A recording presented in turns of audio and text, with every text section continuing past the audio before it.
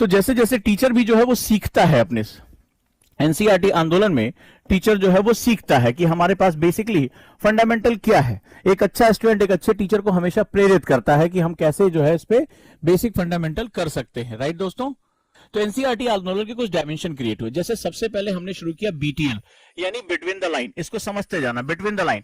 Between the line का मतलब होता है कि ढेर सारे एनसीईआरटी के फैक्ट्स नहीं रटने। ढेर सारी मार्केट में किताबें हैं, उनके क्रक्स आ रहे हैं, कोई उसके नोट्स बना रहा है, उसमें ढेर सारा जो है इन्फॉर्मेशन दे दिया है।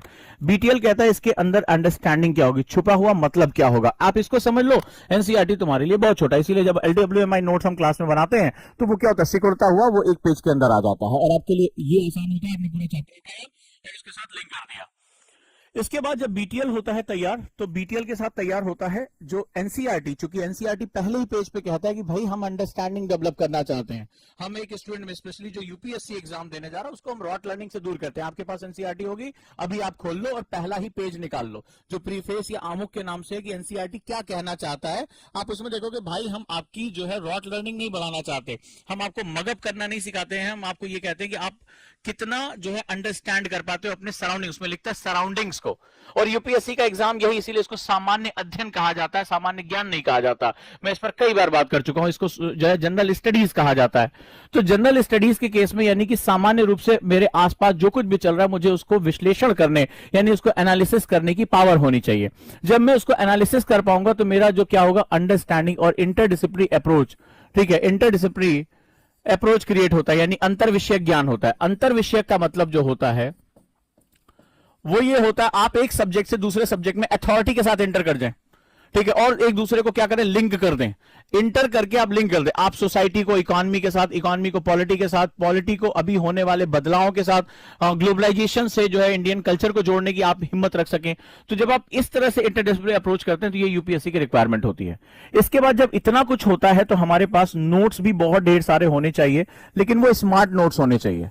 Right, smart notes. Smart notes का मतलब होता है कम से कम चीजों के साथ, और ऑर्गेनिक नोट। स्मार्ट नोट की सबसे खास बात होती है ऑर्गेनिक होते हैं। ऑर्गेनिक मतलब आज मैंने पढ़ाया, मैंने कुछ स्मार्ट नोट बनाया, लेकिन कल को आपने कुछ और जोड़ा, आज कुछ नया आया। आज आपने देखा मैंने कल्चर पे डिस्कस किया। आज अगर आप जो है उठाकर देख लें, और आज जो डिबेट आई है इंडियन एक्सप्रेस में और जागरण में, तो आप देखेंगे वहां पर जो है वो भारत की भूमि, सनातन के बारे में काफी कुछ है। अब आपको कुछ उसमें नया मिला, आपने उठा के अपने नोट्स में डाल दिया, तो गुरु गुड़ और चेला शक्कर हो जाता है, चेला आगे निकल जाता है। यही इसकी सबसे खास बात होती है। तो स्मार्ट नोट्स जो ऑर्गेनिक हो, क्या हो, ऑर्गेनिक, यानी इसमें हमेशा वृद्धि की संभावना बनी रहे। इसीलिए हम लोगों ने क्या डेवलप किया, LWMI, less word more information. ये जब तीनों आप कम से कम मिलाते हैं तब एनसीईआरटी का जो एक जिसे कहते हैं एसेंस, जो उसकी खुशबू होती है वो तैयार हो जाती है। क्लियर है?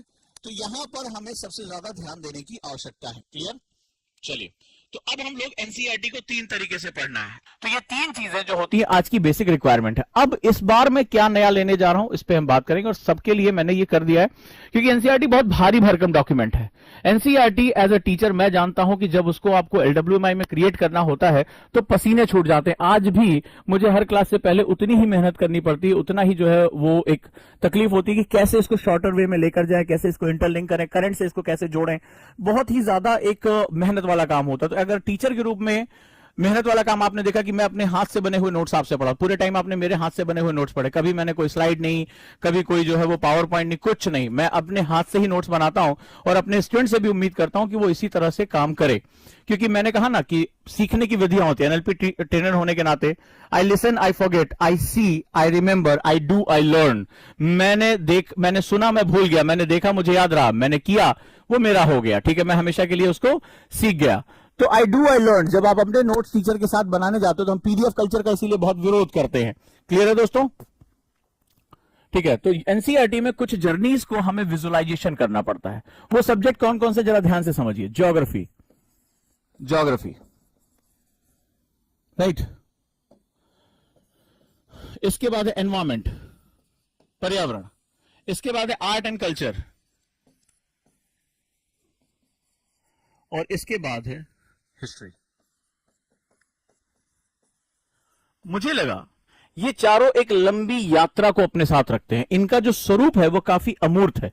पॉलिटी का स्वरूप फिर भी हमारे संविधान के आसपास और संविधान के जो तीनों अंग हैं उसके रूप में वो जुड़ा हुआ, चाहे कार्यपालिका, विधायिका या जो है वो हमारी न्यायपालिका है।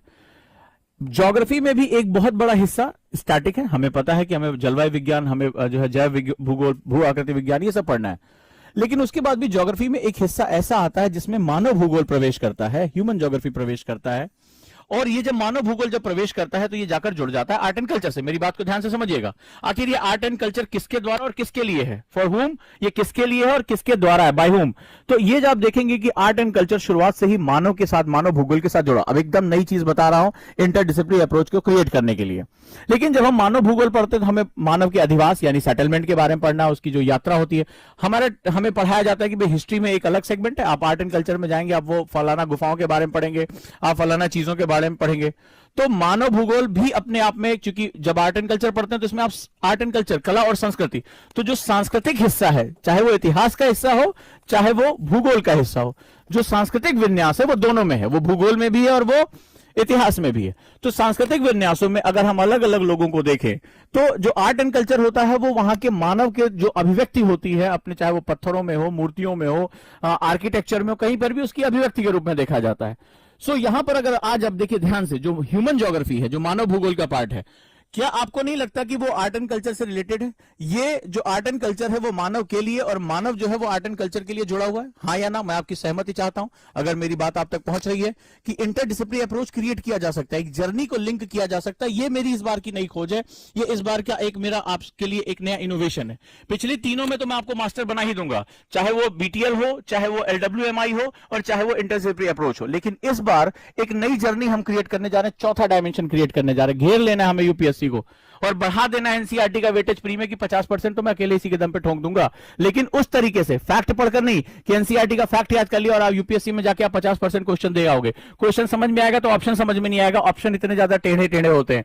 लेकिन जब हम एनसीईआरटी को घेर लेंगे, एनसीईआरटी को चारों डायमेंशन से पकड़ लेंगे और इसमें पांचवा डायमेंशन आंसर राइटिंग हम जोड़ देंगे, जिस बार इस बार बहुत से बच्चों ने बहुत अच्छी आंसर राइटिंग की, बहुत से क्वेश्चन किए, टेस्ट दिए, तो उसकी वजह से हम एक डायमेंशन क्रिएट कर पाएंगे। अब आप मुझे बताइए, थोड़ा भी अगर आपको बेसिक जानकारी है, क्या human geography art and culture से जुड़ी हुई है?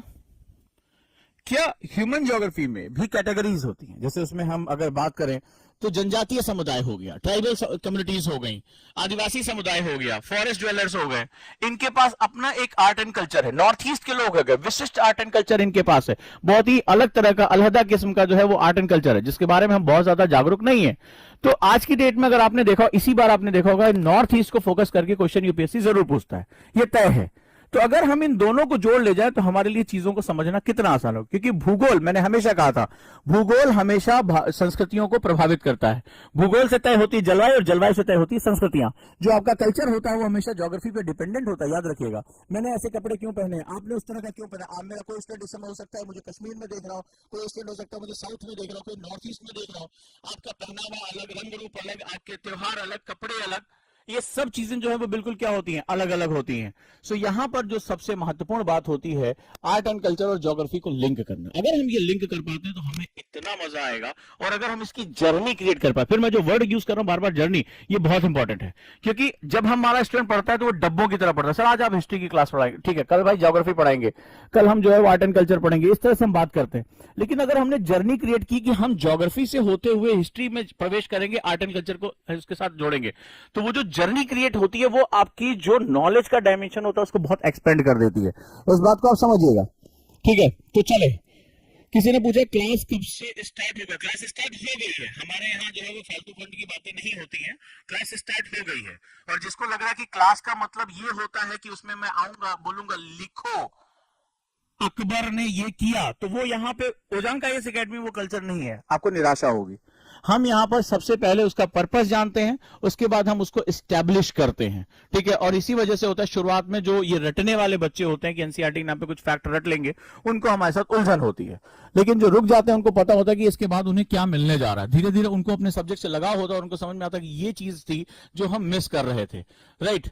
तो चलिए, हम यहां बात करने जा रहे हैं कि हम कैसे एक जर्नी क्रिएट कर सकते हैं। जिस दिन आप जर्नी क्रिएट करना शुरू हो जाओगे, यानी यात्रा के स्वरूप में, तो हम कहीं घूमने जाते हैं, हमें मजा आता है, हम एक सब्जेक्ट से दूसरे सब्जेक्ट में अंदर से ऑटोमेटिकली प्रवेश करना शुरू कर देंगे। अब मुझे ये समझ में आया कि जब हम अलग अलग सब्जेक्ट्स पढ़ते हैं, अलग अलग चीजें जानते हैं, तो कई बार हमारे लिए उसका विजुअलाइजेशन बहुत मुश्किल हो जाता है। हम सब्जेक्ट को कई बार महत्वपूर्ण छोटे छोटे शब्द हो गए, छोटे छोटे कॉन्सेप्ट्स हो गए, वो हमसे मिस हो जाता है, हम उसको विजुअलाइज नहीं कर पाते हैं। इसके लिए इस बार मैंने शुरुआत की है मैपिंग से। मैपिंग यानी मानचित्रावली। मानचित्रावली। अब ये मानचित्रावली क्या है, क्या काम करेगी? मानचित्रावली बेसिकली 4 सब्जेक्ट्स के लिए बहुत इंपॉर्टेंट होती है। Can I understand my geography, in fact human geography, मानव भूगोल। क्या मैं इन्वायरमेंट के भी आज के मुद्दे, बहुत से मुद्दे हैं, क्योंकि इन्वायरमेंट आज की डेट में सिर्फ ज्योग्राफी का पार्ट नहीं रह गया, इन्वायरमेंट आज पॉलिटिक्स का भाग है। इसके बाद थर्ड वन जो है वो आर्ट एंड कल्चर, जैसा मैंने अभी बताया, और हिस्ट्री। हिस्ट्री में बहुत से ऐसी घटनाएं होती हैं जिनको जोड़ना हमारे लिए बहुत ही ज्यादा जरूरी है, राइट। तो ये अगर हम शुरुआती दौर में, यानी कि सब्जेक्ट में एंटर होने से पहले अगर हम थोड़ा सा मैपिंग करते हैं और हम मैपिंग के फंडामेंटल समझ लेते हैं, जैसे मैंने आपसे कहा, कई मैंने बच्चों से बात किया, आपको बहुत आराम से पता होगा हड़प्पा कल्चर, बहुत आराम से आपको पता होगा, ठीक है, और आप याद भी कर लेते हो लोथल में क्या मिला, जो है मोहनजोदाड़ो में क्या मिला, XYZ। लेकिन अगर मैं तुमसे पूछूं कि उसकी जो ज्योग्राफिकल स्थिति थी वो क्या थी, वो किस रूप में थी और वही क्यों थी, और भूगोल ने इस इतिहास को रचने में क्या मदद किया, ठीक है, भूगोल ने इस इतिहास को रचने में क्या मदद किया, किस रूप में जो विभाजन हुआ वो किस रूप में हुआ, कहां पर उसका जो हमें प्रत्यक्ष मिलता है, और किस रूप में संस्कृतियों का विस्तार होता है। अगर मैं तुमसे बात करूं छोटे छोटे शब्दों के बारे में, इतिहास के, किस रूप में रजवाड़े आगे बढ़े, डायनेस्टीज आगे बढ़ी, जो है महाजनपद आगे बढ़े, तो बहुत आपको कई बार क्या होता है कि आप फैक्ट के रूप में याद करते हैं। अगर मैं विजुअलाइजेशन मैप के माध्यम से समझ जाऊं तो मेरे लिए चीजें कितनी आसान हो जाएंगी, कितनी आसानी से मैं इन चीजों को समझ पाऊंगा कि हाँ ये हिस्ट्री में ऐसा हुआ। फिर जब मैं क्लास पढ़ाने आऊंगा तो इससे आपकी जो अंडरस्टैंडिंग है वो कई गुना बढ़ जाएगी। आप समझ पाएंगे कि सर किस चीज के बारे में बात कर रहे हैं, जलवायु के विभाजन क्या है, मिट्टियों के विभाजन क्या है, जनजातीय मानव विभाजन हमें किस रूप में देखने को मिल रहा है, इतिहास में किस तरह से हम प्रागैतिहासिक काल से लेकर, एंशिएंट टाइम से लेकर, हड़प्पन कल्चर से लेकर आज वर्तमान समय में हम इतना कुछ जो विस्तार करते चले जा रहे हैं। इसके माध्यम से आपका जो विजुअलाइजेशन इंपैक्ट है वो कई गुना बढ़ जाएगा। सबसे बड़ी बात होगी, आपको जो एक जिसे कहते हैं जर्नी ऑफ द सब्जेक्ट, यानी विषय की यात्रा बहुत आसानी से आपको समझ में आनी शुरू हो जाएगी। ये मैं पिछले कुछ समय से लगातार महसूस कर रहा था कि इन बच्चों को इस तरह से ये चीज दी जानी चाहिए, और इस बार इनोवेशन के रूप में मैं इसको लेकर आ रहा हूं। हालांकि ये सबके लिए बहुत जरूरी है, हम बहुत फैक्ट याद करते हैं लेकिन हम उसको विजुअलाइज नहीं कर पाते। छोटा सा एग्जांपल लेता हूं आपसे, नालंदा। नालंदा के बारे में आपने बहुत सुना होगा, सभी लोग जानते होंगे, लेकिन क्या आप नालंदा की मैप पे लोकेशन बता सकते हैं? क्या कारण है कि वहां आक्रमण हुआ, आक्रमण करने वाले का रूट क्या रहा? क्या आप बता सकते हैं भारत में बोलने जाने वाली मुख्य रूप से संस्कृत भाषा और अंत में चलकर मराठी या तमाम भाषाएं इसी से निकली हैं? मुझे बता सकते हैं कि ऑस्ट्रिया रीजन से आने वाली भाषाओं का जो विस्तार है वो कैसे रहा? तो क्या आप वो मैप देख सकते हैं? अगर आप जाते हैं मॉडर्न इंडिया में तो आप स्लेव ट्रेड के बारे में पढ़ते हैं, यानी कि जो है वो व्यापार के बारे में, किस तरह से जो है वो दास किया गया। आपको याद होगा कि भाई जो कंपनीज आई थी, चाहे डच हो चाहे पुर्तगीज हो, ये क्या हुआ, लोगों को जो अश्वेत लोग हैं इनको जो है दास के रूप में लेकर। लेकिन तुम्हें स्लेव ट्रेड का बेसिक फंडामेंटल पता है कि वो स्लेव ट्रेड का रूट क्या था, कहां से वो आए और कहां गए, फिर उनका किस रूप में इस्तेमाल किया गया। तो जब आप इसको देखते हैं तो आपको इतिहास की समझ, भूगोल की समझ, आर्ट एंड कल्चर की समझ लगातार बढ़ती चली जाती है। यहीं पर यह चीज क्यों हुई, इसकी आपकी अंडरस्टैंडिंग बढ़ जाती है। इससे जो सबसे इंपॉर्टेंट होता है वो होता है, आप आगे चलकर जब टीचर इसमें प्रवेश करता है तो आपकी अंडरस्टैंडिंग कई गुना बढ़ जाती है, क्योंकि आपको सारी चीजें विजुअलाइज हो चुकी हैं। हालांकि मैंने बहुत कोशिश की, मैं मैप का पोर्शन, स्पेशली इन चारों मैप का पोर्शन बिल्कुल अलग करता जा रहा हूं। इससे मुझे जो सबसे बड़ा फायदा होगा आगे चलकर आपको सब्जेक्ट को कनेक्ट करने में, ह्यूमन ज्योग्राफी को कनेक्ट करने में, तमाम तरह के ऐसी चीजों को कनेक्ट करने में। जैसे मान लीजिए आपसे डॉक्ट्राइन ऑफ लैप्स पढ़ते हैं आप हिस्ट्री में, आप लोगों ने बहुत नाम सुना होगा कि ईस्ट इंडिया कंपनी को चार्टर दिए जाने से लेकर प्लासी की युद्ध से लेकर और आगे चलकर जो है वो बड़े भूभाग पर भारतीयों का कब्जा होने, 1947 तक एक बड़े भूभाग पर कब्जा हो जाने तक, वहां भारत को छोड़कर जाने तक आपने बहुत कुछ पढ़ा होगा। लेकिन आपने देखा होगा कि अलग अलग, चाहे गवर्नर जनरल या वाइस रॉय के टाइम पर किस तरह से भारत में भौगोलिक संरचनाओं का विस्तार हुआ, कैसे भारत का जो उन्होंने धीरे धीरे क्या किया कि वो कब्जा बढ़ाते चले गए। और इस तरह अगर आप उसको विजुलाइज कर पाते हो कि क्या उन्होंने अटैक किया, किस तरह से अटैक किया, कि धीरे धीरे वो उन्होंने 200 सालों के अंदर भारत के पूरे भूभाग पे यानी इंडियन सब कॉन्टिनेंट के पूरे हिस्से पे उन्होंने अपना कब्जा जमा लिया। तो इससे आपकी अंडरस्टैंडिंग कई गुना बढ़ जाती है। एग्जाम्पल लेता हूं, ठीक है, आज एक बेसिक फंडामेंटल के साथ जाता हूं। तो मैं सबसे पहले आप सभी को आमंत्रित करूंगा इस मैपिंग की क्लास में। एनसीईआरटी बेस्ड पूरी मैपिंग रहेगी और इन चारों सब्जेक्ट्स को मैं बैलेंस करने का प्रयास करूंगा कि आपको एक बेसिक संरचना जो है वो पता चले, फिर आगे एनसीईआरटी को जोड़ने में आपको बहुत मदद हो जाएगी। चलिए शुरू करते हैं हम लोग। अब जब हम मानव भूगोल में आते हैं तो हम ढेर सारे जनजातीय लोगों के बारे में पढ़ते हैं, ट्राइबल ग्रुप्स के बारे में पढ़ते हैं। आपको पता है कि क्वेश्चन वहां से अक्सर आता रहता है, क्योंकि ट्राइबल पीपल एक खास तरह के आर्ट एंड कल्चर को भी जन्म देते हैं, एक खास तरह के जो है वो कला और संस्कृति को भी जन्म देते हैं।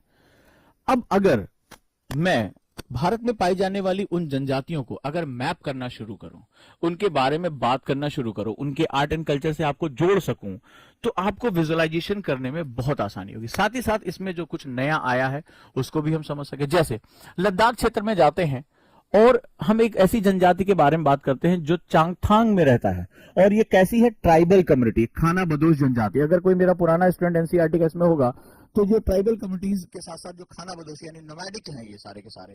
सो नोमैडिक्स कैसे काम करते हैं, नोमैडिक्स यानी खाना बदोश क्यों होते हैं वो खाना बदोश, क्या रीजन होता है कि उनके पास अपना परमानेंट सेटलमेंट नहीं होता और वो उनके पास परमानेंट इकोनॉमिक सिस्टम डेवलप नहीं होता। तो आज वो समझ गए होंगे कि मैंने इस शब्द के बारे में बताया था। तो बेसिकली इससे आपको क्या हुआ कि आपने एक ही जगह पर वो सारा का सारा सिस्टम देख लिया, कौन कौन सा सेगमेंट है। आप अरुणाचल प्रदेश में जाते हैं और एक ऐसे जनजाति, ऐसे ट्राइबल कम्युनिटी के बारे में जानते हैं जो मोन्यूल क्षेत्र में, एक पहाड़ी क्षेत्र में जो चीन के साथ लगने वाली सीमा है, वहां पर वो अपना निवास करता है। इसी तरह अगर हम बात करें, ठीक है, एक अब उड़ीसा में जाते हैं और उड़ीसा में एक सपेरा, ठीक है, स्नेक चार्मर्स, एक ऐसा खाना बदोश, ये भी जो है वो लगातार नोमैडिक्स हैं, चलते रहते हैं। और 2015 में जिनको अनुसूचित जाति, ठीक है, अनुसूचित जाति शेड्यूल्ड कास्ट में इनको जो है जोड़ा गया है, और यहां पर ये बेसिकली जो है वो बहुत पुराना एक समुदाय है जिनका स्नेक चार्मिंग का एक बहुत बड़ा आर्ट है, सांप पकड़ने के विशेषज्ञ के रूप में ये जाने जाते हैं। क्लियर है। इसी तरह अगर मध्य प्रदेश में चलते हैं तो बैगा जनजातियों का प्राकृतिक आवास रहा राष्ट्रीय पार्क, वो नेशनल पार्क जहां पर एक खास तरह की जनजाति रहती है जो संरक्षित है, वो बैगा जनजाति। तो वो जगह कौन सी है और उसके बारे में हम क्या ले सकते हैं बात। मणिपुर की अगर हम बात करें तो यहाँ पर ऐसी आदिवासी बस्तियां जो पैती, हमार और गंगते, पैती, हमार और गंगते जनजातियां कहां पर रहती हैं, इनकी क्या खास बात है, ठीक है। तो मेरी क्लास हिंदी और इंग्लिश दोनों में होती है, राइट, इसमें टेंशन लेने की जरूरत नहीं है, हिंदी और इंग्लिश बोथ। अगर मैं साउथ में आता हूं, केरल में, तो एक आदिवासी जनजाति रहती कुमली। अब आपको ये पता चल जाएगा कि ये बेसिकली कहां रह रही, इनकी क्या खास बात है, इनका कल्चरल सेटअप क्या है, ये किस तरह के नृत्य, किस तरह का आर्ट एंड कल्चर ये अपने साथ कैरी करते हैं। यहीं केरल में अगर हम बात करें तो मुथुवन, ठीक है, एक ऐसी ट्राइब जिसका नाम मुथुवन है, और वो बेसिकली जो हमारे वाइल्ड लाइफ सेंचुरीज हैं, जो वन्यजीव अभ्यारण्य है, वहां रहती हैं। तो इनका क्या, ये पूरे ज्योग्राफी का हिस्सा है जिसको आप विजुलाइज करते हुए इसको देख सकते हैं। गांधीनगर की बात करें, गुजरात के आसपास की, तो एक खास तौर पे एक जो है वो चरवाहा समुदाय है, एक हर्डर है यहाँ पे, जो बेसिकली कहां पर बन्नी घास भूमियां। तो अगर मैं तुमसे पूछूं कि बन्नी ग्रासलैंड्स, ये ग्रासलैंड्स है, एक खास तरह का क्लाइमेटिक सेगमेंट्स होता है, वो कहां पाया जाता है और ये चरवाहा समुदाय कहां रहता है। तो ज्योग्राफी पढ़ने का एक तरीका आपके पास ये भी है कि आप मैपिंग के माध्यम से ज्योग्राफी पढ़ सकते हैं। फॉर एग्जांपल मैं हिस्ट्री की बात करता हूं, अब मैं हिस्ट्री के बारे में बात कर रहा हूं और कल मैं यहां पर आपको इसके बारे में एक डिस्कस करना शुरू करूंगा। आपने बहुत सी चीजों के बारे में सुना होगा, फॉर एग्जांपल सुवर्ण रेखा नदी हो गई। हमने इतिहास में ये चीज देखते हैं हम बार बार कि नदियों के आसपास हमारी मानव बस्तियां बसती हैं, हमारा कल्चरल सेटअप होता है, हमारे सांस्कृतिक, हमारे कल्चरल, हमारे व्यावसायिक जो हमारे सेगमेंट्स है वो यहाँ पर हमारे डेवलप होते चले जाते हैं। आपने बादामी का नाम सुना होगा, आपने हिस्ट्री में बहुत बार बार इसका नाम सुना होगा, क्या खास बात है इसकी, ठीक है। आपने बड़ौदा का नाम सुना होगा, आपने तमाम जो है, और काली सिंध के आसपास का जो बेस नगर का इलाका विदिशा का नाम आपने सुना होगा। खासियत क्या होती है इनकी, नदियों के किनारे ये नगर क्यों रहे हमारे, इनका महत्व क्या है हमारे जीवन में। तो इसके माध्यम से हम लोग जो है art and culture, geography, human geography, इन सबको हम एनवायरमेंट, इन सबको लगातार जोड़ सकते हैं, राइट। जैसे बन्नी घास भूमियों के बारे में बात करें तो ह्यूमन इंटरवेंशन की वजह से हम ज्योग्राफी पढ़ रहे हैं, लेकिन मानव की जो है बसावट की वजह से खेत बनाए जा रहे हैं और वनों को काटा जा रहा है। नतीजा हो रहा है कि बन्नी घास भूमियों को लगातार बहुत नुकसान हो रहा है। तो गुजरात में उन बन्नी घास भूमियों के नुकसान होने की वजह से, उस क्षेत्र में मानव के प्रवेश होने की वजह से जो यहाँ की जो बेसिक जनजाति है उनका भी आवास क्या हो रहा है, नष्ट होता चला जा रहा है। इसकी वजह से आप लगातार जो है वो एक पॉइंट से दूसरे पॉइंट में इंटर करते चले जा रहे हैं। यही इस समय जो सबके जो शुरुआती मेरी क्लास होगी वो इसी तरह की क्लास होगी, जहां पर मैं आपको मैपिंग जो है दूंगा, मैपिंग से लिंक करूंगा, आपको पूरी जर्नी यानी एनवायरमेंट की जर्नी, ज्योग्राफी की journey, human geographic journey, art and culture और हिस्ट्री, ये सब एक साथ कनेक्ट होती चली जाएगी। सब्जेक्ट को आप कनेक्ट करना सीख जाएंगे और आप एक पॉइंट से दूसरे पॉइंट पे एंटर कर जाएंगे।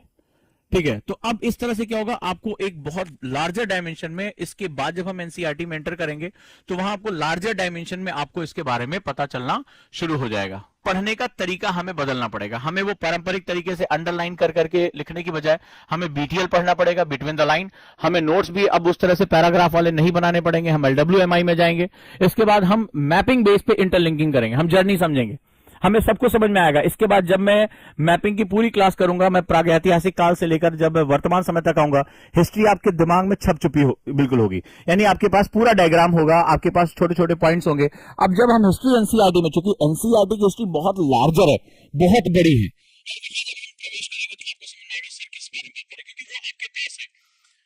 जब वो इमाम नगर की बात करेंगे, जब वो हड़प्पा, लोथल इनकी बात करेंगे और वर्तमान समय के साथ जोड़ेंगे, तो आपके लिए वो आसान होगा, आपके लिए वो समझना। बलूचिस्तान की बात हो रही, कहां था ये बलूचिस्तान, क्या खास बात थी, क्यों वहां पर ब्राह्मी लिपि पाई गई, अगर आप पढ़ेंगे अशोक ने क्यों उसका प्रयोग किया था, क्या रीजन था वहां खनिज पाए। आज वर्तमान समय की जो चीजें हैं उसको आप इतिहास से जोड़कर देख सकते हैं।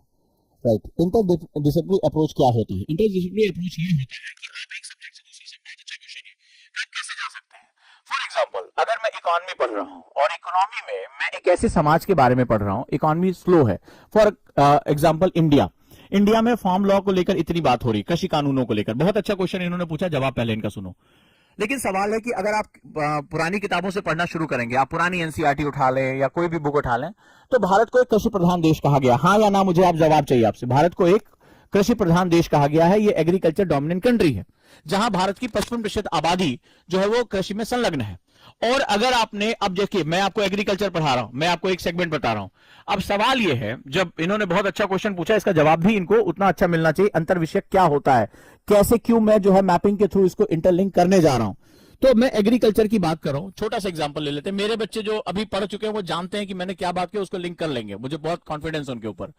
अब एग्रीकल्चर जो है, जैसे आप इकोनॉमी में आते हैं, इकोनॉमी में आपको पता चलता है ये प्राइमरी सेक्टर है, प्राथमिक क्षेत्र है, यानी ये उद्योगों में प्रथम आता है। ठीक है, पहला ये होता है primary, secondary and tertiary. Economy में आपको पढ़ाया जाता है कि 3 क्षेत्र अर्थव्यवस्था के होते हैं, प्राइमरी जिसको एग्रीकल्चर कहते हैं, सेकेंडरी जिसको उद्योग कहते हैं और टर्सरी जिसको सेवा क्षेत्र कहा जाता है। क्लियर हो गया? अब आप यहां पर समझ गए। तो एग्रीकल्चर में आपने देखा कि अगर आप हिस्ट्री पढ़ते हैं, अब जैसे मेरे बच्चों ने जब हिस्ट्री मेरे साथ पढ़ी, तो कल जब मैंने आपको भूमि के बारे में बताया, कॉर्नवालिस के बारे में जमींदारी बताया, आपको जो है वो रैयतवाड़ी, महलवाड़ी बताया, आपको समझ में आ गया कि बेसिक फंडामेंटल है कहां, प्रॉब्लम कहां है। प्रॉब्लम के लिए आपको इतिहास उठाना पड़ेगा कि लैंड तो यार किसी के पास बची नहीं, और उससे भी पहले आपको कंपनी के शासन पे जाना पड़ेगा कि कैसे उन्होंने भारत की जो हस्तशिल्प है, भारत का जो सेगमेंट है वो बर्बाद कर दिया। अब इंटरडिसिप्लिनरी की पावर देखिए, बड़े ध्यान समझिएगा, जितने भी बच्चे तैयारी करने जा रहे हैं, अगर ये इंटरडिसिप्लिनरी अप्रोच नहीं है तो यूपीएससी आपसे ये नहीं पूछेगा भारतीय कृषि से आपका क्या तात्पर्य है, ये नहीं क्वेश्चन पूछेगा वो। ये यूनिवर्सिटी में अपने कॉलेज में छोड़ा, यूपीएससी बहुत डेप्थ में जाकर आपका दिमाग निचोड़ लेता है, और यूपीएससी है ये इंटरडिसिप्लिनरी अप्रोच। अब देखो क्या होगा, मुझे आज भारत के हम कानून क्यों लेकर आ रहे हैं, हमने 3 जो है कानून क्यों बनाए थे, या भारत में हम कृषि सुधारों के बारे में बात क्यों कर रहे हैं। सुधार इसलिए करते हैं क्योंकि बिगड़ा हुआ है, कहते हैं ना इसको सुधार दो मास्टर साहब, अरे बिगड़ा हुआ तब तो सुधार रहे हैं ना उसको। इसका मतलब है आज जो हमारे पास एग्रीकल्चर के जो सेगमेंट्स हैं, एग्रीकल्चर में बहुत सी बिगड़ी हुई बातें हैं, वो भी मैं आऊंगा।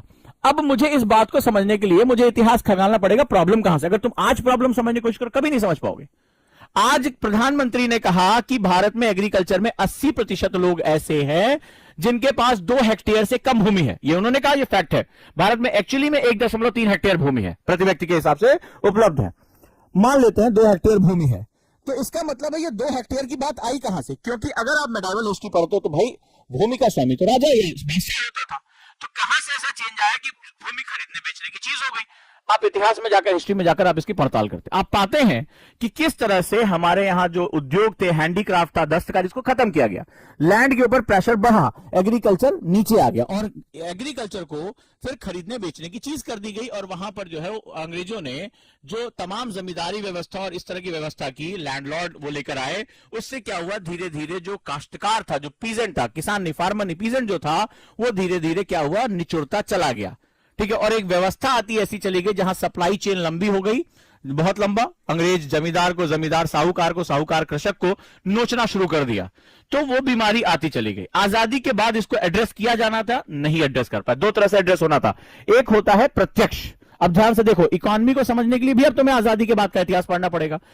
अब आगे इसमें तुम्हें क्या करना है, रिफॉर्म करना है। अब ध्यान से समझते जाओ, ये कितना बवाली मैं तुम्हारे सामने लिखूंगा और एनसीईआरटी में तुम्हें कैसे पकड़ना, चाहे खुद से पढ़ो, मेरे साथ पढ़ो, कैसे भी पढ़ो, लेकिन पढ़ना तुम्हें ऐसे ही है। नहीं तो इंटरडिसिप्लिनरी अप्रोच नहीं क्रिएट कर पाओगे तो कभी नहीं समझो। अब जो बोर्ड पे होने जा रहा है उसको ध्यान से देखो कि मुझे रिफॉर्म करना है, मुझे सुधार करने हैं। सुधार दो होंगे, एक प्रत्यक्ष होगा, डायरेक्ट, जैसे आप फॉर्म लॉ लेकर आए थे, आप बिल लेकर आए थे, आपने 3 कानून बनाए, इससे पहले भी तमाम कानून, एमएसपी पे बात चल रही है, तमाम तरह की, मैं इसके रेस्ट में नहीं जाऊंगा कौन सही कौन गलत है। और दूसरा एक होता है अप्रत्यक्ष। प्रॉब्लम क्या है, प्रॉब्लम कहता है कि एग्रीकल्चर में जो लैंड है उसके ऊपर प्रेशर बहुत ज्यादा है। भाई जब मेरे पास 2 हेक्टेयर जमीन ही है तो मैं क्या नंगा, क्या नहाएगा, क्या निचोड़ेगा, वही वाली हालत हो गई है। देश का 80% किसान, वो भी हमारा 80%, समझ रहे हो, भारत की 55% जो आबादी है वो कृषि क्षेत्र में संलग्न है, उसका 80% सोचो, कई देशों की आबादी से ज्यादा। इतना जो है उसके पास अपनी गरीबी से निकलने का कोई रास्ता नहीं, क्योंकि लैंड ही उसका बेस है। और भूमि सुधार तुम्हारे देश में कभी बहुत ज्यादा जो है वो सबसे नहीं हो पाए। तो तुम्हें 2 काम करना पड़ेगा, जहां से बात बिगड़ी है वहीं सुधारनी पड़ेगी। बिगड़ी क्यों थी, बिगड़ी इसलिए थी कि वहां के राजे महाराजाओं को अंग्रेजों ने खत्म किया, उनको पेंशन देकर किनारे कर दिया।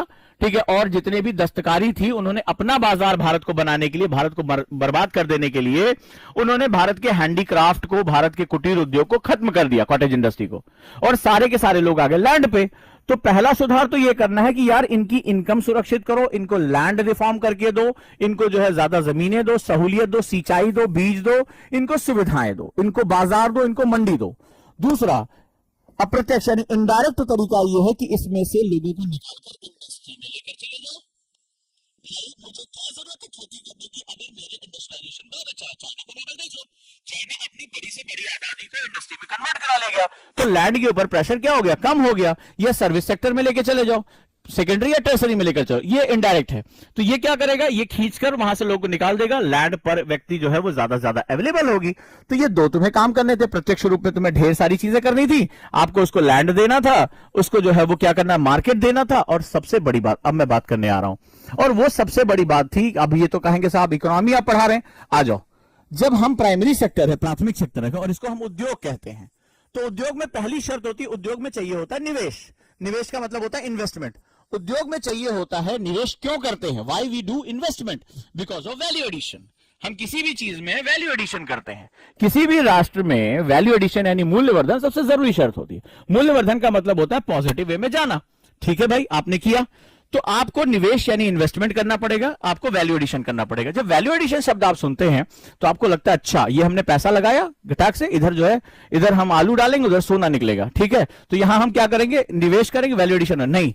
वैल्यू एडिशन के भी डायमेंशंस होते हैं। वैल्यू एडिशन में पहली शर्त होती है, मान लीजिए वैल्यू एडिशन आपको करना है, आज आप किसी गांव देहात में है, आज आप सोच रहे हैं एनसीईआरटी बहुत कठिन है, लेकिन आपने आईएएस बनने का सपना देख लिया। अब मैं कितने भी नए तरीके, मैंने कहा एलडब्ल्यूएमआई नोट्स बनवाऊंगा, मैं तुमसे कह रहा हूं इंटरडिसिप्लिनरी पढ़ाऊंगा, मैपिंग भी करा रहा हूं, बीटीएल भी करा रहा हूं, लेकिन आप कुछ नहीं करना चाहते। आप कह रहे नहीं सर हम तो आंख बंद करके सोते रहेंगे आराम से, बस आप पढ़ाइए, आप पढ़ाइए, आप बताइए आईएएस बनने के नहीं। अब आप में से कोई पूछ ले, यानी अगर पहली शर्त क्या है वैल्यू एडिशन की, पहली the first condition of the value addition is self involvement.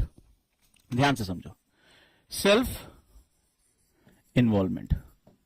Question है एक मेरा, तो पहली जिम्मेदारी वैल्यू एडिशन की किसकी है? मान लो मैं तुम्हें लाख गला फाल के पढ़ा दूं, मैं तुम्हें बेस्ट से बेस्ट पढ़ा दूं, लेकिन अगर तुम तैयार नहीं, सेल्फ इन्वॉल्वमेंट नहीं कर, तुम्हें पढ़ ही नहीं रहे हो, तुम सुन ही नहीं रहे हो, तो फिर जब पहली शर्त तुम सेल्फ जो इन्वॉल्वमेंट नहीं कर रहे हो, यानी तुम खुद जो शुरुआत नहीं करो, तो कभी भी वैल्यू एडिशन की शुरुआत नहीं हो सकती, नहीं हो सकती। सरकार क्या कर रही है, गवर्नमेंट ऑर्गेनाइजेशन की, अगर इट डजंट मैटर, जब तक, याद रखिएगा, जब तक आप शुरुआत नहीं करते हैं तब तक आप कभी भी वैल्यू एडिशन की शुरुआत नहीं कर सकते। और कोई भी अर्थव्यवस्था, आज की सबसे प्रगतिशील अर्थव्यवस्था है वैल्यू एडिशन बेस्ड अर्थव्यवस्थाएं होती है, याद रखिएगा। जितनी भी इकोनॉमी है वैल्यू बेस्ड यानी मूल्यवर्धन बेस्ड इकोनॉमीज होती हैं। इसीलिए हम स्किल नॉलेज पर इतना ज्यादा फोकस कर रहे हैं, टेक्नोलॉजी पे फोकस कर रहे हैं, R&D पे फोकस कर रहे हैं। हर तरह से हम मारे जाते हैं, लेकिन आज हम न सिर्फ अपने लोगों की जरूरतें पूरी कर रहे हैं, हम निर्यात कर रहे हैं। ये होता है वैल्यू एडिशन। लेकिन जब तक आप इन्वॉल्वमेंट नहीं करेंगे तब तक आप कभी भी वैल्यू एडिशन की शुरुआत नहीं करें। इसके बाद आता है गवर्नमेंट इंटरवेंशन, सरकारी जो प्रवेश होता है। इसके बाद होता है मार्केट यानी बाजार, और चौथा होता है तकनीक यानी टेक्नोलॉजी। ये चार जब मिलते हैं तब वैल्यू एडिशन की शुरुआत होती है। लेकिन आप एक ऐसे समाज में, अब आ जाइए इकोनॉमी से निकलकर सोसाइटी में। अब देखिए इंटरडिसिप्लिनरी अप्रोच कैसे होता है। आपकी पूरी सोसाइटी सुरक्षा की खाली मांग कर रही है, मेरे अधिकार ना छीनो, मेरे अधिकार रहने दो, मुझे सिक्योर कर दो किसी तरीके से। जो गरीब है वो गरीब, सुरक्षा का मतलब ये नहीं कि तुम किसी दुश्मन से, सुरक्षा का मतलब होता है यथास्थित बने रहना। कई बार आई एम नॉट कंफर्टेबल, मैं अपने कंफर्ट जोन से बाहर नहीं आना चाहता। मैं किसान हूं, मैं तुमसे मांग लूंगा 5 साल बाद मेरा कर्ज माफ कर दो। मैं किसान हूं, देश का किसान। कहते हैं भारत की खेती मानसून का जुआ है। भाई राजनीति में कितने गंदे शब्द इस्तेमाल करते हैं।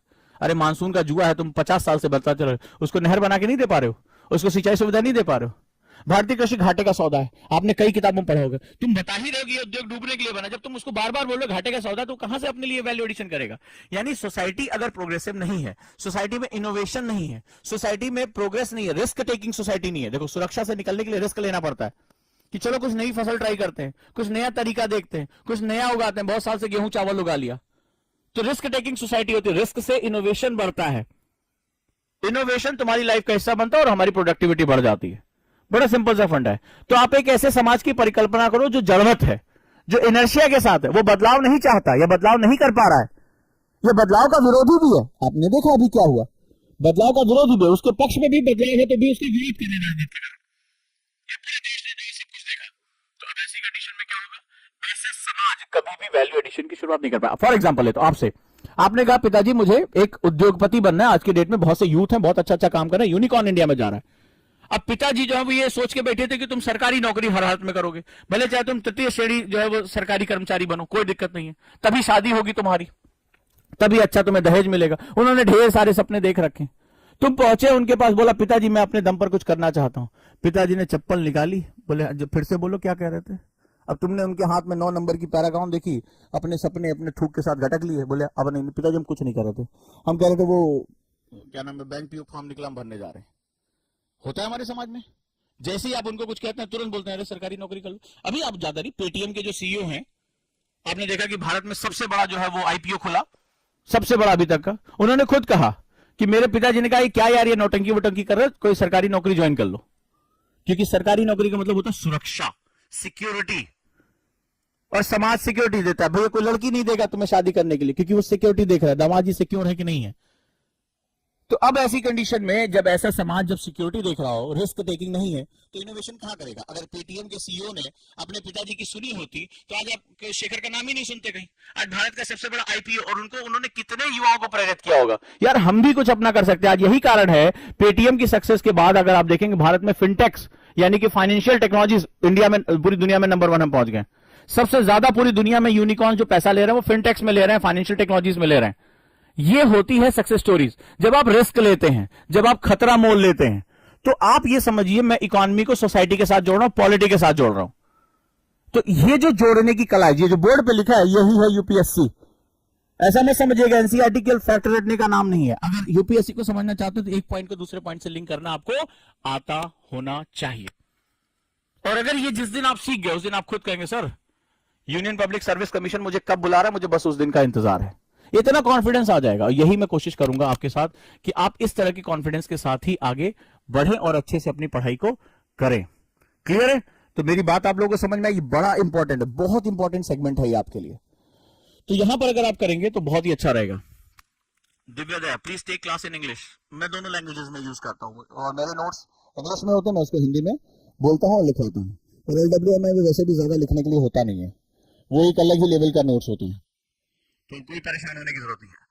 ये अगर मेथड आप समझ गए, ठीक है, ये मेथड आप समझ गए तो आपके लिए बहुत ही अच्छा रहेगा, बहुत ही अच्छा रहेगा। आईपीओ इनिशियल पब्लिक ऑफरिंग पहली बार जब शेयर निकाले जाते हैं इसको आईपीओ बोलते हैं, इनिशियल पब्लिक ऑफरिंग। जब जनता आप पे भरोसा करके आप पे पैसा डालती है, जब आपके पास एक बेस होता है, यानी जनता अब आपकी कंपनी में आप भागीदार हो गए, शेयर होल्डर हो जाती है। आईपीओ वर्जिन शेयर्स होते हैं, इससे पहले वो खरीदे बेचे नहीं जाते। कोई नई कंपनी जब पहली बार शेयर मार्केट में आती है तो आईपीओ निकालती है। ये बताती है कि लोगों का आपकी कंपनी में कितना भरोसा है। आज भारतीय इस भरोसे को पैदा कर, आज भारतीय युवा, आप जो यूनिकॉर्न्स के बच्चे 32 साल 33 साल 36 साल, ये एज है हमारे एंटरप्रेन्योर्स की, ये वो बेहतरीन कार्य कर रहे हैं। तो भारत एक अगला सेगमेंट देख रहा है, लेकिन भारतीय समाज में एक विरोधाभास है। एक बड़ा समाज रिस्क ले रहा है और एक बहुत बड़ा समाज एक जो है सुरक्षा में अभी भी जुड़ा होता है। तो भारतीय किसान की जो सबसे बड़ी समस्या है वो रिस्क टेकर नहीं है, वो रिस्क जीवन का ले रहा है, वो इनोवेशन का रिस्क नहीं ले रहा है। और इसीलिए क्वेश्चन ये भी है कि जब कानून सरकार बनाती है तो जनता खुद क्यों नहीं अपने लिए कुछ मांग करती है। क्वेश्चन ये है कि क्या 20% लोगों ने इस कानून को जब रद्द कराया तो 80% लोग कहां थे जिन्होंने अपने हक की ना मांग की और ना वो अपने हक के बारे में जागरूक हो पाए। ये एक बहुत बड़ा क्वेश्चन है, क्योंकि सरकार की शक्तियां लोगों की शक्तियों के साथ जुड़ जाती हैं। लोगों की शक्तियां ही सरकार की शक्तियां होती है। The peoples power is the power of government. अगर लोग साथ है, नहीं भाई तुम हमारे उसको हाईजैक क्यों कर रहे हो, तो लोग किनारे हो जाते हैं वहां से, लेकिन सरकार कुछ नहीं कर सकती।